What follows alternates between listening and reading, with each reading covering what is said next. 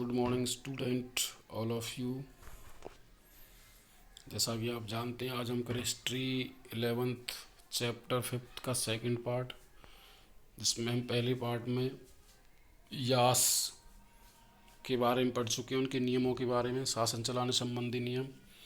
उसके बाद करते हैं मंगोल प्रशासन के बारे में कि चंगेज़ खां यद्यपि अपना संपूर्ण जीवन उसने युद्धों में उलझा रहा है, इसके बावजूद वह एक कुशल प्रशासक भी रहा है कि उसने किस प्रकार शासन चलाया।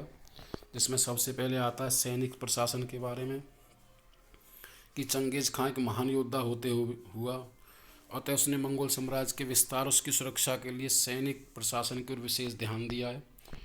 जिसमें सबसे पहला आता है हमारा भर्ती कि चंगेज़ के समय सभी वयस्क व्यक्तियों के लिए सेना में भर्ती होना आवश्यक माना गया था।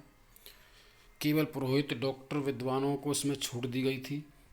अधिकारियों की भर्ती का कार्य केवल चंगेज़ खां के द्वारा ही किया जाता था। उसके बाद संगठन, चंगेज़ खां की जो पुरानी दशमलव पद्धति के अनुसार सेना को गठित किया था। उसने 10, 100, 1000, 10,000 सैनिकों की इकाइयों में बांटा गया था। 10 सैनिकों की इकाइयों को प्लाटून का नाम दिया गया है।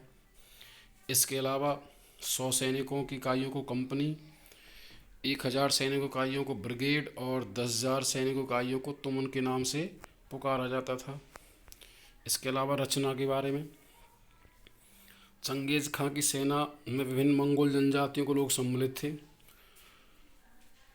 उसने विभिन्न देशों के लोगों को, जिन्हें अपने अधीन कर लिया था, को भी सेना में भर्ती किया है। इसमें उसकी सत्ता को स्वेच्छा से स्वीकार करने वाली तुर्की मूल के उइगुर लोग सम्मिलित थे। यहाँ तक कि चंगेज़ खां ने अपनी सेना में केराइटों को भी सम्मिलित किया, जो एक कट्टर शत्रु माने गए थे। सेना को प्रशासन के बारे में, चंगेज़ खां ने सैनिकों के प्रशासन पर विशेष बल दिया। उसने संपूर्ण सेना को अपने 4 पुत्रों का अधीन किया और वे विशेष कप्तान नियुक्त करते थे, जिन्हें नोयान कहा गया था। इसके अतिरिक्त सैनिकों को प्रशिक्षण देने में व्यक्तियों ने महत्वपूर्ण भूमिका निभाई थी, जिन्हें चंगेज़ खां अपना सगा भाई कहता था या इसे आंडा कहा गया है। सैनिकों प्रशिक्षण के लिए प्रत्येक वर्ष शीत ऋतु से पूर्व शिकार का अभ्यास करवाया जाता था। इसके लिए विशेष रूप से किसी क्षेत्र का चुनाव करना अनिवार्य था। सैनिक जंगली जानवरों को घेर कर मारने का अभ्यास करते थे, इससे उनमें साहस बढ़ता था। उसके बाद दे रखे नियम, चंगेज़ खां सेना में अनुशासन पर उसने विशेष बल दिया है। वह अनुशासनहीन सेना को एक भीड़ मात्र समझता था, जिसमें उसने कुछ नियम निश्चित किए थे कि युद्ध के आरंभ होने पर छुट्टी पर गए सैनिक तुरंत रिपोर्ट करें। सभी सैनिकों के लिए आवश्यक था कि वे अपने अधिकारियों के आदेश का पालन करें। कोई भी सैनिक अपनी इकाई को छोड़कर किसी दूसरी इकाई में नहीं जा सकता था। युद्ध में जाने से पहले सभी सैनिकों को अपने हथियारों का निरीक्षण कर लेना चाहिए था और कोई भी सैनिक अपने अधिकारियों की अनुमति के बिना लूट मार नहीं कर सकता था। और लास्ट में था, अधिकारियों द्वारा अनुमति मिलने पर ही लूट मार आरंभ की जाए और लूट के धन से अधिकारियों और खानों का भी हिस्सा दिया जाता था। इसके बाद सेना की कुल संख्या, चंगेज़ खां की सेना कुल संख्या के बारे में इतिहासकारों में काफ़ी मतभेद रहा है। इसका कारण है कि आरंभ में उनकी सेना की संख्या बहुत कम थी। जैसे जैसे उसके साम्राज्य का विस्तार होता चला गया, वैसे वैसे उसकी संख्या, सैनिकों की संख्या भी बढ़ोतरी होती चली गई और एक अनुमान के अनुसार माना जाता है कि चंगेज़ खां की सेना लगभग 1 लाख से 1.5 लाख के मध्य मानी गई थी। आगे आता है हथियार और एवं सामान के बारे में। उस समय घुड़सवार सेना का युग था, अतः प्रत्येक सैनिक के पास एक से अधिक घोड़े होते थे। ये घोड़े बहुत फुर्तीले थे और प्रत्येक घोड़ा एक दिन में सहजता से लगभग 100 मील दौड़ सकता था।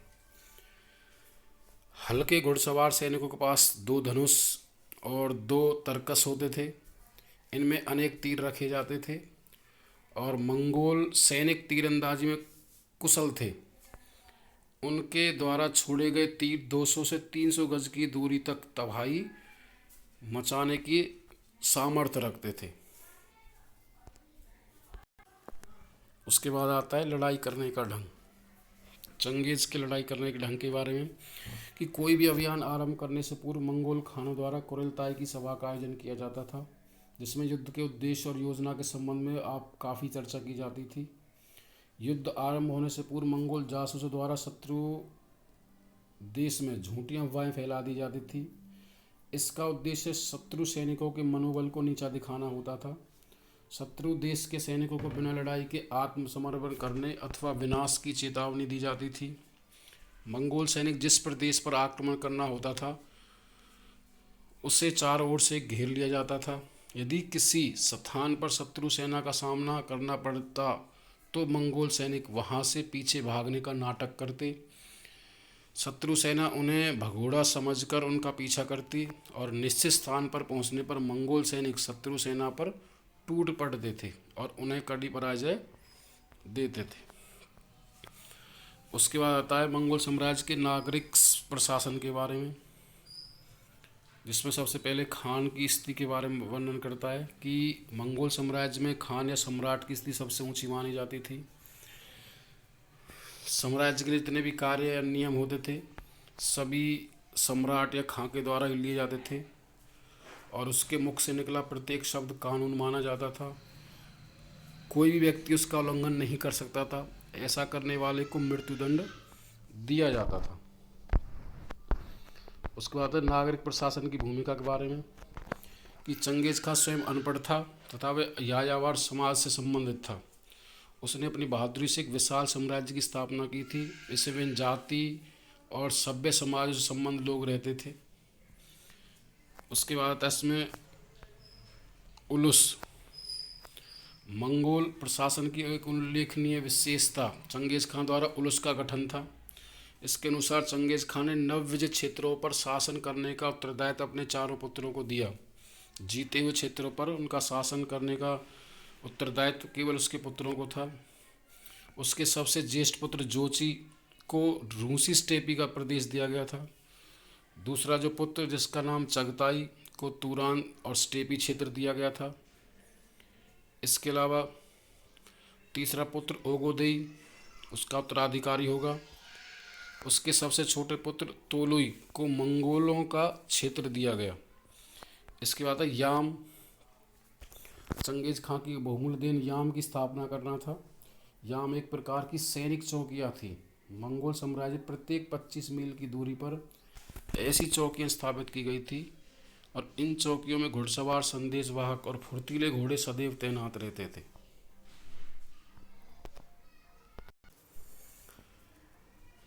प्रत्येक घुड़सवार अपने घोड़े के गले में एक घंटी बांध कर रखता था। जब किसी याम के निकट पहुंचता तो इस घंटी की आवाज़ सुनकर संदेशवाहक अपने घोड़े के साथ आगे गंतव्य तक बढ़ने के लिए तैयार हो जाते थे। इन यामों में ठहरने वाले यात्रियों की सुविधा के लिए उनके खाने पीने का पूरा इंतजाम किया गया था और यात्रियों की सुरक्षा के लिए सरकार की तरफ से एक प्रकार के पास जारी किए गए थे। इन पासों को फारसी में पैजा तथा मंगोल भाषा में जेरेज कहा जाता था। आगे आता है इसमें प्रजा का सुख कि मंगोल प्रशासन की एक विशेषता थी कि मंगोल शासक अपनी प्रजा के सुख का सदैव ध्यान रखते थे। इसमें कोई संदेह नहीं कि चंगेज खान अन्य मंगोल शासकों ने उनके प्रदेशों को विजित करने के उद्देश्य से वहां भयंकर विनाश किया था, किंतु इन प्रदेशों को अपने साम्राज्य में सम्मिलित करने के पश्चात वहां नगरों का पुनर्निर्माण और शांति व्यवस्था भी स्थापित की गई थी। उसके बाद चंगेज खां की धार्मिक नीति के बारे में कि मंगोल शासकों का धर्म में बहुत विश्वास था। वे मुख्य रूप से तेंगरी भाव सूर्य देवता की उपासना करते थे।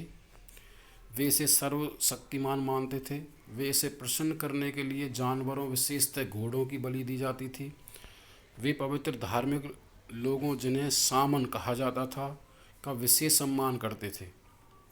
चंगेज खां का विश्वास था कि परमात्मा ने मंगोलों को विशेष रूप से पृथ्वी पर शासन करने के लिए भेजा है।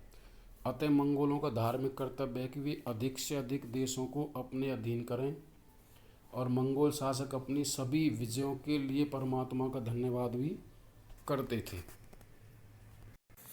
उसके बाद इसमें अंत में आता है चंगेज खां के उत्तराधिकारी, जिसमें सबसे पहले आते हैं ओगोदेई, जिनका शासनकाल दे रखा है 1229 से 1241 के बीच में। उसमें कहता है कि चंगेज़ खान ने अपनी मृत्यु से पहले अपने तीसरे पुत्र ओगोदेई को मंगोलों का नया खान नियुक्त किया था। और 1227 में चंगेज़ खां की मृत्यु हो गई थी। और 1227 से 29 तक चंगेज़ खां के सबसे छोटे पुत्र तोलुई राज प्रतिनिधियों के तौर पर काम करने लगे। 1229 में कुरिलताई ने ओगोदेई की मंगोलों के नए खां के रूप में पुष्टि की। उसके बाद दूसरे शासक आते हैं इसमें गुयूक। गुयूक 1246 में कुरिलताई के ओगोदेई के पुत्र गुयूक को मंगोलों का नया महान खान नियुक्त किया गया था।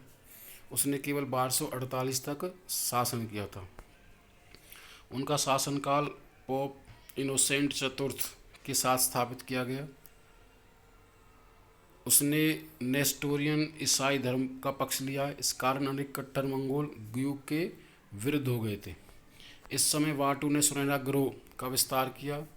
गुयूक इसे सहन करने को तैयार नहीं था और 1248 ईस्वी में वे बाटू को एक सबक सिखाने के लिए अपनी सेना के साथ चल पड़ा। दुर्भाग्यवश रास्ते में ही गुयूक की मृत्यु हो गई। गुयूक के बाद जो शासक आते हैं मोंके, जिनका समय 1251 से और 1259 माना गया है।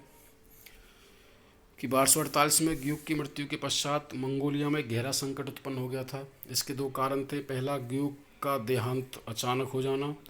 दूसरा, उसके पश्चात उसकी विधवा खातून ओगुलगेमिस ने 1248 से लेकर 51 ईस्वी में आरंभ तक राज प्रतिनिधित्व के तौर पर शासन किया।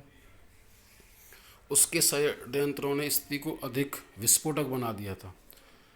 1251 ईस्वी में कुरिलताई ने चंगेज़ खां के पुत्र और तोलुई के पुत्र मोंके को मंगोलों का एक नया खान नियुक्त किया, सम्राट नियुक्त किया और 1259 ईस्वी तक उसने शासन किया था। थैंक यू, धन्यवाद स्टूडेंट।